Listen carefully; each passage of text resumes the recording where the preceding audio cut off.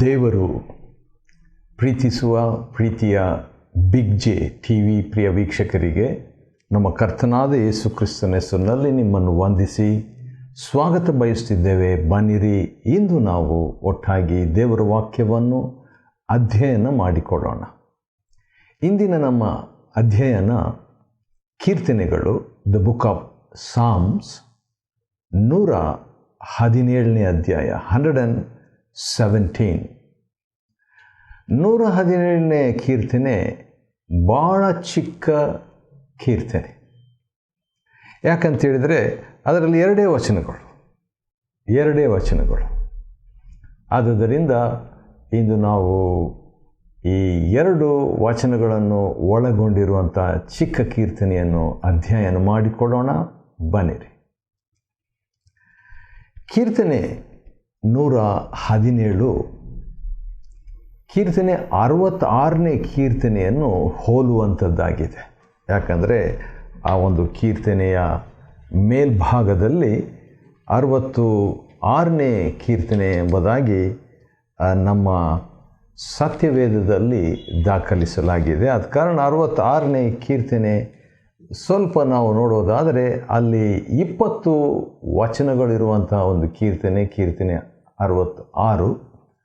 ಆದರೆ ಕೀರ್ತನೆ 117 2 ವಚನ ಇರುವಂಥ ಒಂದು ಕೀರ್ತನೆ.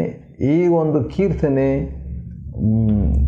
ಅನಾಮಧೇಯ ಕೀರ್ತನೆಯಾಗಿದೆ. ಯಾರು ಬರೆದಿದ್ದ ನಮ್ಗೆ ಗೊತ್ತಿಲ್ಲ. 66ನೇ ಕೀರ್ತನೆ ಮತ್ತು 117ನೇ ಕೀರ್ತನೆ, ಇದನ್ನು ಕೂಡ ಯಾರು ಬರೆದಿದ್ದು ನಮಗೆ ಗೊತ್ತಿಲ್ಲ. ಆದರೆ ಒಂದು ಹೋಲಿಕೆ ಈ ಕೀರ್ತನೆಯಲ್ಲಿ, ಈ 2 ಕೀರ್ತನೆಗಳಲ್ಲಿ ನಾವು ನೋಡುವುದಾದರೆ, 2 ಕೀರ್ತನೆಗಳಲ್ಲಿಯೂ ದೇವರನ್ನು ನಾವು ಕೀರ್ತಿಸುವಂತೆ ಅಥವಾ ಜಯಧ್ವನಿ ಮಾಡುವಂತೆ ಅಥವಾ ಕೊಂಡಾಡುವಂತೆ ಒಂದು ಆಹ್ವಾನ ಕೊಡಲಾಗಿದೆ. ಸಾಮಾನ್ಯವಾಗಿ ಒಂದು ಆಹ್ವಾನ ಕೊಡುವುದಾದರೆ ಒಂದು ವೈಯಕ್ತಿಕವಾದ ರೀತಿಯಲ್ಲಿ ಒಂದು ಆಹ್ವಾನ ಕೊಡಲ್ಪಡ್ತದೆ, ಪರ್ಸನಲ್ ಇನ್ವಿಟೇಷನ್. ಅಥವಾ ಒಂದು ಕುಟುಂಬಕ್ಕೆ ಆಹ್ವಾನ ಕೊಡಲಾಗುತ್ತೆ, ಫ್ಯಾಮಿಲಿ ಇನ್ವಿಟೇಷನ್. ಮದುವೆಗಳಿಗೆ ಅಥವಾ ಗೃಹ ಪ್ರವೇಶ, ಒಂದು ವಿಶೇಷವಾದಂಥ ಒಂದು ಸಮಾರಂಭಕ್ಕೆ ಕುಟುಂಬ ಸಮೇತ ಬಂದುಬಿಡ್ರಿ ಎಂಬುದಾಗಿ ಕರೆಯಲ್ಪಟ್ಟು ಆಹ್ವಾನ ಆ ಕುಟುಂಬಕ್ಕೂ ಕೂಡ ಇರುವಂಥದ್ದಾಗಿದೆ. ಕೆಲವು ಕಡೆಗಳಲ್ಲಿ ಧಾರಾಳವಾಗಿ ನಿಮ್ಮ ಬಂಧು ಮಿತ್ರರಿಗೂ ಕೂಡ ಆಹ್ವಾನ ಉಂಟು ಎಂಬುದಾಗಿ ಹೇಳಲ್ಪಡ್ತದೆ. ಆದರೆ ಕೀರ್ತನೆ 66 ಮತ್ತು ಕೀರ್ತನೆ 117 ಏನಂದರೆ, ಸರ್ವ ಭೂನಿವಾಸಿಗಳೇ. ವಾವ್! ಕೀರ್ತನೆ 66:1 ಸರ್ವ ಭೂನಿವಾಸಿಗಳೇ, ಅಥವಾ 8ನೇ ವಚನದಲ್ಲಿ ಬರೆದಿರುವಂತೆ ಜನಾಂಗಗಳೇ. ಕೀರ್ತನೆ 66:5, 1, 5, 8, 3 ವಚನಗಳಲ್ಲಿ ನಾವು ನೋಡುವಂಥದ್ದು ಏನಂದರೆ, ಸರ್ವಭೂ ನಿವಾಸಿಗಳೇ ಬನ್ನಿರಿ, ಜನಾಂಗಗಳೇ ಎಂಬುದಾಗಿ ಆಹ್ವಾನಿಸಲ್ಪಟ್ಟು ಇರುವಂಥ ಒಂದು ಕೀರ್ತನೆ. ಕೀರ್ತನೆ 117 ನೋಡ್ಕೊಳ್ತಾ ಇದ್ದೀವಿ. ಅದರಲ್ಲಿ 1ನೇ ವಚನ ಈ ರೀತಿಯಾಗಿ ಪ್ರಾರಂಭವಾಗ್ತದೆ. ಅದೇನಂತ ಹೇಳಿದ್ರೆ, ಸರ್ವ ಜನಾಂಗಗಳೇ. ಒಂದು ದೇಶ ಅಲ್ಲ, 2 ದೇಶ ಅಲ್ಲ, 3 ದೇಶ ಅಲ್ಲ, ಸರ್ವ ದೇಶಗಳಿಗೂ ಇಂಟರ್ನ್ಯಾಷನಲ್ ಇನ್ವಿಟೇಷನ್ ಅಂತ ಹೇಳ್ಬೋದು, ಅಂತಾರಾಷ್ಟ್ರೀಯ ಆಹ್ವಾನ. ಈ ಅಂತಾರಾಷ್ಟ್ರೀಯ ಆಹ್ವಾನ ಯಾವುದಕ್ಕಾಗಿ, ಯಾರಿಗಾಗಿ ಎಂಬುದಾಗಿ ನೋಡುವುದಕ್ಕೆ ಮುಂಚಿತವಾಗಿ ಒಂದು ವಾಕ್ಯ ನಾವು ನೋಡಿಕೊಳ್ಳೋಣ. ಅದು ಪ್ರವಾದಿಯಾದಂಥ ಹಬಕ್ಕೂಕನು ಬರೆದಂಥ ಗ್ರಂಥದಲ್ಲಿ ಇರುವಂಥ ಒಂದು ಮಾತು. ಆ ಮಾತು ನನಗೆ ನೆನಪಿಗೆ ಬರುತ್ತಿದೆ. ಯಾಕಂತೇಳಿದರೆ ಅಲ್ಲಿ ಕೂಡ ಸರ್ವ ಜನಾಂಗಗಳಿಗೆ ಅಥವಾ ಸರ್ವ ಭೂನಿವಾಸಿಗಳಿಗೆ ಅಥವಾ ಇಡೀ ಭೂಲೋಕದವರಿಗೆ ಒಂದು ಆಹ್ವಾನ ಕೊಡಲಾಗಿದೆ, ಒಂದು ಹೇಳಿಕೆ ಕೊಡಲಾಗಿದೆ, ಒಂದು ಬಹುಶಃ ಆಜ್ಞೆ ಕೂಡ ಅಂತ ಕೂಡ ಹೇಳ್ಬೋದು. ಆದರೆ ಇಲ್ಲಿ ನೋಡೋಣ, ಹಬಕ್ಕೂಕ್ ಮತ್ತು 2ನೇ ಅಧ್ಯಾಯದ 20ನೇ ವಚನದಲ್ಲಿ, ಯೆಹೋವನು ತನ್ನ ಪರಿಶುದ್ಧ ಮಂದಿರದಲ್ಲಿದ್ದಾನೆ, ಭೂಲೋಕವೆಲ್ಲ, ಕೇಳಿಸ್ಕೊಳ್ಳಿ, ಭೂಲೋಕವೆಲ್ಲ ಆತನ ಮುಂದೆ ಮೌನವಾಗಿರಲಿ. ಕೆಲವು ಸಾರಿ ಜನರು ದೇವರು ಮಾತಾಡಬೇಕಾದರೆ ವಿವಿಧ ಕಾರ್ಯಗಳನ್ನು ಮಾಡ್ತಾರೆ. ಒಳ್ಳೆಯದು ಒಳ್ಳೆಯದು ಒಳ್ಳೆಯದು. ಆದರೆ ನಾನು ಮಾಡುವಂಥದ್ದೇನೆಂದರೆ, ದೇವರು ನನ್ನ ಹತ್ರ ಮಾತಾಡಬೇಕಾದ್ರೆ ನಾನು ಮಾಡುವಂಥ ಒಂದು ಕೆಲಸ ಏನಂತ ಹೇಳಿದ್ರೆ, ಮೌನವಾಗಿರುವುದು. ದೇವರ ಸನ್ನಿಧಾನದಲ್ಲಿ ಮೌನವಾಗಿರುವಾಗ ದೇವರು ಪರಿಶುದ್ಧ ಆಲಯದಲ್ಲಿದ್ದಾನೆ. ಆಲಯದಿಂದ ಆತನು ಮಾತನಾಡುವ ಆತನಾಗಿದ್ದಾನೆ. ಹೌದು, ಇಲ್ಲಿ ಕೂಡ ಭೂಲೋಕವೆಲ್ಲ ಆತನ ಮುಂದೆ ಮೌನವಾಗಿರಲಿ. ಹಬಕ್ಕೂಕ್ 2:20. ಇಲ್ಲಿ ಕೀರ್ತನೆ 117 ನಾವು ಅಧ್ಯಯನ ಮಾಡಿಕೊಳ್ತಿದ್ವಿ. 2ನೇ ವಚನ ಇರುವಂಥ ಒಂದು ಚಿಕ್ಕ ಕೀರ್ತನೆ. ಅದರಲ್ಲಿ 1ನೇ ವಚನ ಸರ್ವ ಜನಾಂಗಗಳೇ ಎಂಬುದಾಗಿ ಹೇಳಿಬಿಟ್ಟು ಮೌನವಾಗಿರೋದಲ್ಲ, ಆದರೆ ಬೇರೆ ಏನೋ ಹೇಳಲಾಗಿದೆ. ಅದೇನೆಂದರೆ, ಯೆಹೋವನನ್ನು ಕೀರ್ತಿಸಿರಿ, ದೇವರನ್ನು ಕೀರ್ತಿಸಿರಿ. ಇಡೀ ಲೋಕಕ್ಕೆ ಒಂದು ಆಹ್ವಾನ, ಕಟ್ಟಳೆ ಅಂತಲೂ ತಗೋಬೋದು, ಆಹ್ವಾನ ಅಂತಲೂ ತೆಗೆದುಕೊಳ್ಬೋದು, ಪ್ರಬೋಧನೆ ಅಂತಾದರೂ ತೆಗೆದುಕೊಳ್ಬೋದು, ಉತ್ತೇಜನ ಎಂಬುದಾಗಿ ಆದರೂ ತೆಗೆದುಕೊಳ್ಬೋದು, ಅಥವಾ ಕರೆ ಎಂಬುದಾಗಿ ಆದರೂ ಹೇಳ್ಬೋದು. ಏನದು? ದೇವರನ್ನು ಕೀರ್ತಿಸ್ರಿ.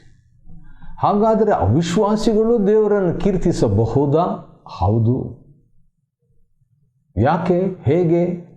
ಪ್ರತಿ ಮನುಷ್ಯನು ದೇವರ ಸಾರೂಪ್ಯದಲ್ಲಿ, ದೇವರ ಹೋಲಿಕೆಯಲ್ಲಿ ಸೃಷ್ಟಿ ಮಾಡಿರೋದರಿಂದ ದೇವರನ್ನು ಕೀರ್ತಿಸುವ ಆ ಸಾಮರ್ಥ್ಯ, ದಿ ಎಬಿಲಿಟಿ ಟು ವರ್ಷಿಪ್, ಅದು ಆ ಸಾಮರ್ಥ್ಯ ಪ್ರತಿ ಮಾನವನಲ್ಲಿ, ಪ್ರತಿ ಮಾನವನ ಮನಸ್ಸಾಕ್ಷಿಯಲ್ಲಿ ಇದೆ.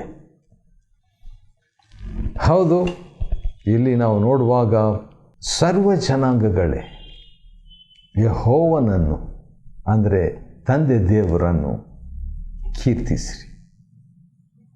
ಸಮಸ್ತ ಪ್ರಜೆಗಳೇ, ಮತ್ತು ಅದೇ ಮಾತನ್ನು ಹೀಬ್ರೂ ಭಾಷೆಯಲ್ಲಿ, ಹೀಬ್ರೂ ಕವಿಯಲ್ಲಿ ಅಥವಾ ಹೀಬ್ರೂ ಪದ್ಯದಲ್ಲಿ ಒಂದು ಸ್ಟೈಲ್, ಒಂದು ಶೈಲಿ ಏನಂತ ಹೇಳಿದರೆ, ಹೇಳಿದ್ದನ್ನೇ ಇನ್ನೊಂದು ಸಾರಿ ಇನ್ನೊಂದು ಸಾಲಲ್ಲಿ ಸ್ವಲ್ಪ ಬೇರೆ ರೀತಿಯಿಂದ ಹೇಳುವಂಥದ್ದು.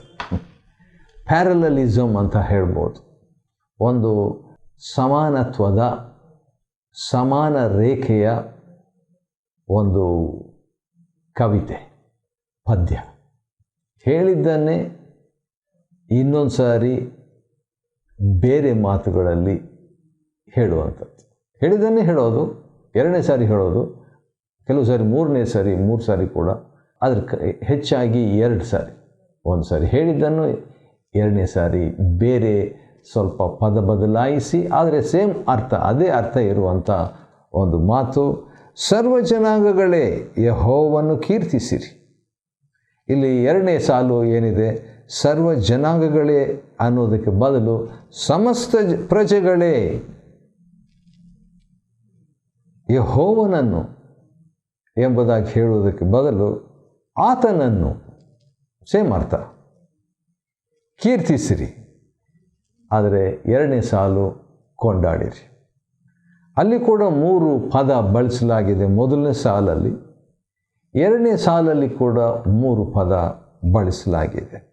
ಸರ್ವ ಜನಾಂಗಗಳೇ ಯೆಹೋವನನ್ನು ಕೀರ್ತಿಸಿರಿ, ಸಮಸ್ತ ಪ್ರಜೆಗಳೇ ಆತನನ್ನು ಕೊಂಡಾಡಿರಿ. 2 ವಚನದಲ್ಲಿ 3 ಬಾರಿ ಕೀರ್ತಿಸಿರಿ 1ನೇ ವಚನ, ಕೊಂಡಾಡಿರಿ 1ನೇ ವಚನ, ಸ್ತೋತ್ರ 2ನೇ ವಚನ ಕೊನೆ ಭಾಗ. ಕೀರ್ತಿಸಿರಿ, ಕೊಂಡಾಡಿರಿ, ಸ್ತೋತ್ರ. ಈ 2 ವಚನದಲ್ಲಿ 3 ಬಾರಿ ದೇವರಿಗೆ ಸ್ತೋತ್ರ ಅಥವಾ ಸ್ತುತಿ ಅಥವಾ ಕೊಂಡಾಟ ಹೇಳುವಂಥ ಕಾರಣ ಏನಂತ ಹೇಳಿದ್ರೆ, ದೇವರ ತ್ರಯೇಕತ್ವವನ್ನು ಸ್ವಲ್ಪ ಮಟ್ಟಿಗೆ ನಾವು ಅಲ್ಲಿ ನೋಡ್ತೇವೆ. ಯೆಹೋವನು 1ನೇ ವಚನ, ಆತನ ಕೃಪೆಯು 2ನೇ ವಚನ, ಮತ್ತು ಆತನ ಸತ್ಯತೆಯು, ಸತ್ಯದ ಆತ್ಮನು. ಹಾಗಾದರೆ ಯೆಹೋವನು ಇರುವಾತನೇ ಆಗಿರುವ ತಂದೆ ದೇವರು, ಆತನ ಕೃಪೆಯು ಕೃಪಾಭರಿತನಾದಂಥ ಆತನ ಮಗನಾದ ಯೇಸು ಕ್ರಿಸ್ತನು. ಯೆಹೋವನ ಸತ್ಯತೆಯು ಅಂತ ಹೇಳಿಬಿಟ್ಟು ನೋಡುವಾಗ ಅದು ಆ ದೇವರ ಆತ್ಮನ ಕುರಿತಾಗಿರುವ ಸತ್ಯದ ಆತ್ಮನ ಬಗ್ಗೆ. ತ್ರಯೇಕ ದೇವರನ್ನು 3 ಸಾರಿ ಸ್ತುತಿಸಿರಿ ಎಂಬುದಾಗಿ ಹೇಳಿ 3 ದೇವರ ತಂದೆ ದೇವರ ಹೆಸರುಗಳು ಕೂಡ ಕೊಡಲಾಗಿದೆ. ಯೆಹೋವನನ್ನು 1ನೇ ವಚನ, ಯೆಹೋವನ 2ನೇ ವಚನ, ಯಾಹು 2ನೇ ವಚನ. ದೇವರ ಬಗ್ಗೆ 3 ಸಂಗತಿಗಳನ್ನು, 3 ಸ್ವಭಾವಗಳನ್ನು 2 ವಚನದಲ್ಲಿ ನಾವು ನೋಡಿಕೊಳ್ತೇವೆ. 1, ಆತನು ಇರುವಾತನು. 2ನೇದು, ಆತನು ಕೃಪೆಯುಳ್ಳವನು, ಕೃಪಾಭರಿತನು. 3ನೇದು, ಆತನ ಸತ್ಯತೆಯು ಅಥವಾ ಸತ್ಯವಂತನು. ಸರಿ, ಒಂದೊಂದಾಗಿ ನಾವು ನೋಡಿಕೊಳ್ಳೋಣ. ಕೀರ್ತನೆ 117ನೇ ಅಧ್ಯಾಯದಲ್ಲಿ ದೇವರು ಇರುವಾತನು, ದೇವರು ಕೃಪಾಭರಿತನು, ದೇವರು ಸತ್ಯತೆಯುಳ್ಳವನು, ಸದಾ ಇರುವವನು ಅಥವಾ ಇರುವಾತನೇ ಆಗಿರುವವನು, ಕೃಪಾಭರಿತನು, ಸತ್ಯತೆಯುಳ್ಳವನು. ಸರಿ, 3 ನಾವು ನೋಡಿಕೊಳ್ಳುವಾಗ ನಮ್ಮ ಯಾವುದೇ ಸಮಸ್ಯೆ, ವೈಯಕ್ತಿಕ ಸಮಸ್ಯೆ, ಕೌಟುಂಬಿಕ ಸಮಸ್ಯೆ, ಸೇವಾ ಸಮಸ್ಯೆ, ಕೆಲಸ ಕ್ಷೇತ್ರದ ಸಮಸ್ಯೆ, ಯಾವುದೇ ಸಮಸ್ಯೆ, ಅದು ಬೇರೆ ಬೇರೆ ಭಾಗದಲ್ಲಿ ಆರ್ಥಿಕ ಸಮಸ್ಯೆ ಅಥವಾ ದೈಹಿಕವಾದಂಥ ಸಮಸ್ಯೆ ಅಥವಾ ಅನಾನುಕೂಲತೆಯ ಸಮಸ್ಯೆ, ಇಕ್ಕಟ್ಟಿನ ಸಮಸ್ಯೆ, ಪಾಪದ ಸಮಸ್ಯೆ, ಶೋಧನೆಯ ಸಮಸ್ಯೆ, ಹಂಗಿಸುವ ಮನಸ್ಸಿನ ಸಮಸ್ಯೆ ಅಥವಾ ಅಪರಾಧ ಮನಸಾಕ್ಷಿಯ ಸಮಸ್ಯೆ, ಏನೇ ಸಮಸ್ಯೆ ಇರಲಿ, ದೆವ್ವದ ಕಾಟದ ಸಮಸ್ಯೆ, ದುರಾತ್ಮದ ಸಮಸ್ಯೆ, ದುರಾಶೆಯ ಸಮಸ್ಯೆ, ಮಾಟ ಮಂತ್ರದ ಸಮಸ್ಯೆ, ಏನೇ ಇದ್ದರೂ ಅದಕ್ಕೆ 3 ಪರಿಹಾರ ದೇವರ ವಾಕ್ಯದಿಂದ. ಕೀರ್ತನೆ 117, 1, ಯೆಹೋವನು ಯಾಹು ಎಂಬುದಾಗಿ ಹೇಳುವುದಾದರೆ ಸದಾ ಇರುವಾತನೇ ಆಗಿರುವಾತನು. ಅದನ್ನು ನಾವು ಸ್ವಲ್ಪ ವಿಮೋಚನ ಕಾಂಡದಲ್ಲಿ ನಾವು ನೋಡಿಕೊಂಡ್ರೆ ಒಳ್ಳೆಯದು. ಯಾಕಂದರೆ ಅಲ್ಲಿ ನನಗೆ ಇಷ್ಟವಾದಂಥ ಈ ಒಂದು ಯೆಹೋವನು ಅಥವಾ ಯಾಹು ಎಂಬ ಹೆಸರಿನ ಒಂದು ಒಳ್ಳೆಯ ಅರ್ಥ, 2 ಅರ್ಥ ಕೊಡಲಾಗಿದೆ. ಒಂದು ಅರ್ಥ ನಾವು ನೋಡಿಕೊಳ್ಳುವುದಾದರೆ ವಿಮೋಚನ ಕಾಂಡ 3ನೇ ಅಧ್ಯಾಯದ 14ನೇ ವಚನದಲ್ಲಿ ಮೋಶೆ ದೇವರ ಹತ್ರ ಕೇಳುವಂಥ ಒಂದು ಮಾತು, ನಾನೇನು ಉತ್ತರ ಕೊಡಬೇಕು ಎನ್ನಲು ದೇವರು ಮೋಶೆಗೆ ಇರುವಾತನೇ ಆಗಿದ್ದೇನೆ, ನಿನ್ನ ಹೆಸರು ಏನು? ಜನರು ಏನಾದರೂ ನಿನ್ನ ಹೆಸರನ್ನು ಕೇಳಿದರೆ ಏನು ಹೇಳಬೇಕಂದ್ರೆ ಇರುವಾತನೇ ಆಗಿದ್ದೇನೆ, ನೀನು ಇಸ್ರಾಯೇಲರಿಗೆ ಇರುವಾತನೆಂಬವನು ನನ್ನನ್ನು ನಿಮ್ಮ ಬಳಿಗೆ ಕಳುಹಿಸಿದನು ಎಂದು ಹೇಳಬೇಕು. ಇರುವಾತನೆಂಬವನು. 3 ಇಲ್ಲಿ ಈ 3ನೇ ಅಧ್ಯಾಯ ವಿಮೋಚನ ಕಾಂಡದಲ್ಲಿ 3 ಸಂಗತಿಗಳು ದೇವರ ಬಗ್ಗೆ ನೋಡ್ಕೊಳ್ತೀವಿ. 1, ಇರುವಾತನೇ ಆಗಿದ್ದೇನೆ. 2ನೇದು, ಇರುವಾತನೆಂಬವನು. 3ನೇದು, ಅದೇ ಮಾತು ನಾವು ಕೆಳಗಿನ ಒಂದು ಈ ಮಾರ್ಜಿನ್, ಬೈಬಲಿನ ಕೆಳಗೆ ಅಂಚಿನಲ್ಲಿ ಒಂದು ಮಾತು ಬರೆದಿದೆ, ಅದು ನನಗೆ ಭಾಳ ಇಷ್ಟ. ನನಗೆ ಅದೇನಂತ ಹೇಳಿದರೆ, ಇರುವಾತನೇ ಆಗಿದ್ದೇನೆ, ಅಥವಾ ಎಂಥವನಾಗಿರುವೆನು ಅಂಥವನಾಗಿರುವೆನು. ವಾವ್! ಎಂಥವನಾಗಿರುವೆನು ಅಂಥವನಾಗಿರುವೆನು. ಯೆಹೋವನು, ಯಾಹೂ ಎಂಬ ಮಾತಿನ ಅರ್ಥ, ಆತನ ಹೆಸರಿನ ಅರ್ಥ ಎಂಥವನಾಗಿರುವೆನು ಅಂಥವನಾಗಿರುವೆನು. ಎಂಥವನಾಗಿರುವೆನು ಅಂಥವನಾಗಿರುವೆನು. ಹಾಗಾದರೆ ನಮ್ಮ ಪ್ರತಿ ಸಮಸ್ಯೆಗಳು, ವೈಯಕ್ತಿಕ ಸಮಸ್ಯೆ, ಕೌಟುಂಬಿಕ ಸಮಸ್ಯೆ, ಸಭಾ ಸಮಸ್ಯೆ, ಸಮಾಜ ಸಮಸ್ಯೆ, ಕೆಲಸ ಕ್ಷೇತ್ರದ ಸಮಸ್ಯೆ, ಸಂಬಂಧದ ಸಮಸ್ಯೆ, ಹಣದ ಸಮಸ್ಯೆ, ಆರ್ಥಿಕ ಸಮಸ್ಯೆ, ಆತ್ಮಿಕ ಸಮಸ್ಯೆ, ಮಾನಸಿಕ ಸಮಸ್ಯೆ, ದೈಹಿಕ ಸಮಸ್ಯೆ, ಎಲ್ಲ ಸಮಸ್ಯೆಗೆ ಪರಿಹಾರ ಏನಂದರೆ ದೇವರು ಹೇಳ್ತಾನೆ, ನಾನು ಎಂಥವನಾಗಿರುವೆನೋ ಅಂಥವನಾಗಿರುವೆನು. ನಿಮ್ಮ ಸಮಸ್ಯೆಗಳಲ್ಲಿ ದೇವರು ಎಂಥವನಾಗಿರುವೆನೋ ನಾನು ಅಂಥವನಾಗಿರುವೆನು. ದೇವರು ಎಂಥವನು? ಸರ್ವಶಕ್ತನು, ಸರ್ವಜ್ಞಾನಿ, ಸರ್ವವ್ಯಾಪಿ. ನಾನು ಎಂಥವನಾಗಿರುವೆನೋ, ಸರ್ವಶಕ್ತನಾಗಿರುವೆನೋ ಅಂಥವನಾಗಿಯೇ ಇರುವೆನು. ಸರ್ವಜ್ಞಾನಿ, ನಾನು ಎಂಥವನಾಗಿರುವೆನೋ ಅಂಥವನಾಗಿರುವೆನು, ಸರ್ವಜ್ಞಾನಿಯಾಗಿರುವೆನು. ಹಾಗಾದರೆ ನಿಮ್ಮ ಬಗ್ಗೆ, ನನ್ನ ಬಗ್ಗೆ ದೇವರಿಗೆ ಗೊತ್ತು.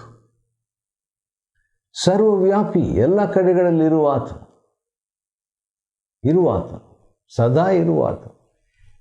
ಆ ಇರುವಾತನಾಗಿರುವ ಆ ದೇವರು ಎಂಥವನಾಗಿರುವೆನೋ ಅಂಥವನಾಗಿರುವನು ನಮ್ಮ ಸಮಸ್ಯೆಗಳಲ್ಲಿ, ಕಷ್ಟದಲ್ಲಿ, ತೊಡಕಿನಲ್ಲಿ. ಸರಿ, ಕೀರ್ತನೆ 117ನೇ ಅಧ್ಯಯನ ಮಾಡಿಕೊಳ್ತಿದ್ದೇವೆ. ಅದರಲ್ಲಿ ದೇವರ ಬಗ್ಗೆ 3 ಸಂಗತಿಗಳು ಅಂತ ನಾವು ನೋಡಿಕೊಳ್ತಾ ಇದ್ದೇವೆ. ಮೊದಲನೇದು, ದೇವರು ಎಂಥವನಾಗಿರುವೇನೋ ಅಂಥವನಾಗಿರುವೆನು ಎಂಬುದಾಗಿ ಹೇಳುವಾತನಾಗಿದ್ದಾನೆ. ಸದಾ ಇರುವಾತನಾಗಿದ್ದಾನೆ. ಸರಿ, ಆದ ಕಾರಣ ಸರ್ವ ಜನಾಂಗಗಳು ಆತನ ಸ್ತುತಿಸಬೇಕು, ಸರ್ವ ಜನಾಂಗಗಳು ಆತನ ಕೀರ್ತಿಸಬೇಕು, ಸರ್ವ ಜನಾಂಗಗಳು ಆತನ ಕೊಂಡಾಡಬೇಕು, ಸರ್ವ ಜನಾಂಗಗಳು ಆತನಿಗೆ ಸ್ತೋತ್ರ ಹೇಳಬೇಕು, ಸ್ತೋತ್ರ ಮಾಡಬೇಕು, ಸ್ತೋತ್ರದ ಆತ್ಮವುಳ್ಳವರಾಗಿರಬೇಕು. ಆ ರೀತಿಯಾಗಿರುವಂತೆ ದೇವರು ನಮಗೆ ಸಹಾಯ ಮಾಡಲಿ. ಎರಡನೇದಾಗಿ, ತಂದೆ ದೇವರ ಬಗ್ಗೆ ನಾವು ನೋಡಿಕೊಂಡಿದ್ವಿ. ಯೆಹೋವನೆಂದರೆ ಆತನು ಸದಾ ಇರುವಾತ, ಎಂಥವನಾಗಿರುವೆನೋ ಅಂಥವನಾಗಿರುವನು ನಮಗೆ. ಎರಡನೇದಾಗಿ, ಆತನ ಕೃಪೆಯು, 2ನೇ ವಚನ, ಕೀರ್ತನೆ 117 2ನೇ ವಚನ, ಆತನ ಕೃಪೆ. ಎಂಬ ಪದಕ್ಕೆ ಸುಮಾರು 7 ಅರ್ಥಗಳಿದೆ. ಅದು ಹೀಬ್ರೂ ಭಾಷೆಯಲ್ಲಿ ಕೃಪೆಗೆ ಅಥವಾ ಆ ಪದಕ್ಕೆ ಕೆಸೆಡ್ ಎಂಬುದಾಗಿ. ಕೆಸೆಡ್ ಅಂತ ಹೇಳಿದ್ರೆ ದಯೆ, ತಿದ್ದುವಿಕೆ, ಪ್ರೀತಿಯ ವಾತ್ಸಲ್ಯ, ಕರುಣೆ, ಮತ್ತು ಇನ್ನೊಂದು ವಿಚಿತ್ರವಾದಂಥ ಒಂದು ಅರ್ಥ ಅದೇನಂತ ಹೇಳಿದರೆ ಅವಮಾನ ಅಥವಾ ನಿಂದೆ, ರಿಪ್ರೋಚ್. ಕೃಪೆ ಅಂತ ಹೇಳಿದರೆ ರಿಪ್ರೋಚ್, ಬ್ಯೂಟಿ, ಸೌಂದರ್ಯ. ಈ ಪದ 247 ಬಾರಿ ಬೈಬಲ್ನಲ್ಲಿ ಬರ್ತದೆ. ಈ ಒಂದು ಖೇಸೆದ್ ಎಂಬ ಹೀಬ್ರೂ ಪದ, ಕೃಪೆ ಅನ್ನುವಂಥ ಪದ, ಅದರ 7 ಅರ್ಥಗಳು ಇದೆ, ನೋಡ್ಕೊಳ್ರಿ.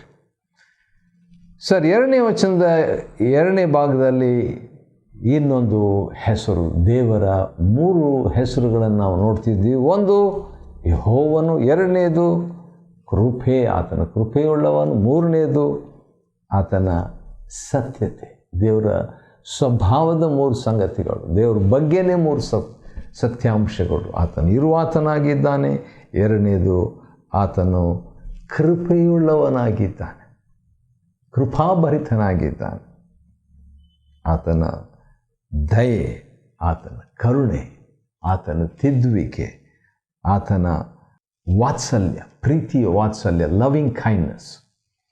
ಕೊನೆಯದಾಗಿ ನಾವು ನೋಡುವಾಗ ಯೆಹೋವನ ಸತ್ಯತೆಯು, ಯೆಹೋವನೆಂಬುದು ತಂದೆ ದೇವರನ್ನು ಸೂಚಿಸುವುದಾದರೆ ಆತನ ಕೃಪೆ ಎಂಬುವಂಥದ್ದು ಯೇಸು ಕ್ರಿಸ್ತನನ್ನು ಸೂಚಿಸುತ್ತದೆ ಮತ್ತು ಆತನ ಸತ್ಯತೆಯು ಪವಿತ್ರ ಆತ್ಮನನ್ನು ಸೂಚಿಸ್ತದೆ. ನಮ್ಮ ಯಾವುದೇ ಸಮಸ್ಯೆಗಳು, ವೈಯಕ್ತಿಕ ಸಮಸ್ಯೆ, ಕೌಟುಂಬಿಕ ಸಮಸ್ಯೆ, ಸಾಮಾಜಿಕ ಸಮಸ್ಯೆ, ಸಮುದಾಯದ ಸಮಸ್ಯೆ, ಯಾವುದೇ ತಿಳಿಯದ ಅಜ್ಞಾನದ ಸಮಸ್ಯೆ, ಈ ಪಾಪದ ಸಮಸ್ಯೆ, ಯಾವುದೇ ಸಮಸ್ಯೆ ಇದ್ದರೂ ಒಂದು, ಆತನು ಇರುವಾತನಾಗಿದ್ದಾನೆ. ಎರಡನೇದು, ಆತನು ಕೃಪೆ ಕೊಡ್ತಾನೆ. ಮೂರನೇದು, ಆತನು ಸತ್ಯತೆಯಲ್ಲಿ ನಡೆಸುವುದಕ್ಕೆ ಸಿದ್ಧನಾಗಿದ್ದಾನೆ. ಸತ್ಯತೆ ಎಂಬ ಈ ಪದ ಕೀರ್ತನೆ 117 2ನೇ ವಚನದಲ್ಲಿ ಇರುವಂಥ ಈ ಪದಕ್ಕೆ 7 ಅರ್ಥಗಳಿದೆ. ಒಂದು ಉದಾಹರಣೆಗೆ ಏನಂತ ಹೇಳಿದರೆ, ಸ್ಥಿರತೆ, ನಂಬಿಗಸ್ತಿಕೆ, ನಿಶ್ಚಯ, ದೃಢತೆ, ವಿಶ್ವಾಸಯೋಗ್ಯ ಮತ್ತು ನಿತ್ಯ.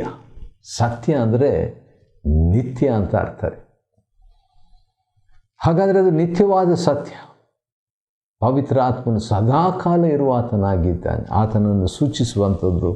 ಆತನು ಕೂಡ ಸದಾಕಾಲ ನಮ್ಮ ಜೊತೆಯಲ್ಲಿದ್ದು ನಮ್ಮ ನಡೆಸಲಿಕ್ಕೆ, ನಮಗೆ ನಮ್ಮ ಕಷ್ಟದಲ್ಲಿ, ನಮ್ಮ ಸಮಸ್ಯೆಯಲ್ಲಿ, ನಮ್ಮ ಶೋಧನೆಯಲ್ಲಿ, ನಮ್ಮ ದುಃಖದಲ್ಲಿ ನಡೆಸಲಿಕ್ಕೆ ಶಕ್ತನಾಗಿದ್ದಾನೆ. ಯಾಕಂದರೆ ಸರ್ವ ಜನಾಂಗಗಳೇ ಈ ಒಂದು ಮಾತು ಅಂದ ಹಾಗೆ ರೋಮ 15 ಮತ್ತು 7ನೇ ವಚನ, 11ನೇ ವಚನ, 13ನೇ ವಚನದಲ್ಲಿ ಅನ್ಯ ಜನರು, ಎಲ್ಲ ದೇಶದವರು ದೇವರನ್ನು ಕಂಡುಕೊಳ್ತಾರೆ. ಆತನನ್ನು ನಂಬಿದಂಥವ್ರು ಹೇಗಿರ್ತಾರಂತೆ? ಸಂತೋಷವಾಗಿರ್ತಾರಂತೆ. ದೇವರಿಷ್ಟ ನಾವೆಲ್ಲರೂ ಸಂತೋಷವಾಗಿರಬೇಕು. ಒಂದು ಮದುವೆ ಕಾರ್ಯಕ್ರಮಕ್ಕೆ ಹೋದರೆ ಹ್ಯಾಪಿ ಮ್ಯಾರೇಜ್, ಸಂತೋಷ ದಾಂಪತ್ಯ ಜೀವನ ಅಂತ ಹರಿಸ್ತೇವಲ್ಲ. ಒಂದು ಜನ್ಮದಿನಕ್ಕೆ ಹೋದರೆ ಹ್ಯಾಪಿ ಬರ್ತ್ಡೇ ಎಂಬುದಾಗಿ ಹೇಳ್ತೀವಿ ಅಲ್ವಾ? ಹಾಗೆ ಪವಿತ್ರಾತ್ಮನು, ಆತನ ಸತ್ಯತೆಯು ಸದಾಕಾಲ ನಮ್ಮ ಜೊತೆಯಲ್ಲಿದ್ದು ನಮ್ಮನ್ನು ನಡೆಸಲಿಕ್ಕೆ ಆತನು ಲಭ್ಯನಾಗಿದ್ದಾನೆ. ಈ ಕಾರಣದಿಂದ ಸರ್ವ ಜನಾಂಗಗಳೇ ಈ ತ್ರಯೇಕ ದೇವರನ್ನು ಕೊಂಡಾಡಿರಿ. ಯಾಕೆಂದರೆ ನಮ್ಮ ಸಮಸ್ಯೆಗಳಲ್ಲಿ ತ್ರಯೇಕ ದೇವರು ಸದಾ ಇರುವಾತನು, ಸದಾ ಕೃಪೆ ಕೊಡುವಾತನು, ಸದಾ ಸತ್ಯದಲ್ಲಿ ನಡೆಸುವಾತನು ಆಗಿದ್ದಾನೆ. ಕೀರ್ತನೆ 117ನೇ ಅಧ್ಯಾಯವನ್ನು ಅಧ್ಯಯನ ಮಾಡಿಕೊಳ್ಳುವಂತೆ ದೇವರು ಕೊಟ್ಟ ಕೃಪೆಗಾಗಿ ಆತನಿಗೆ ಸ್ತೋತ್ರವಾಗಲಿ. ದೇವರು ನಿಮ್ಮನ್ನು ಆಶೀರ್ವದಿಸಲಿ.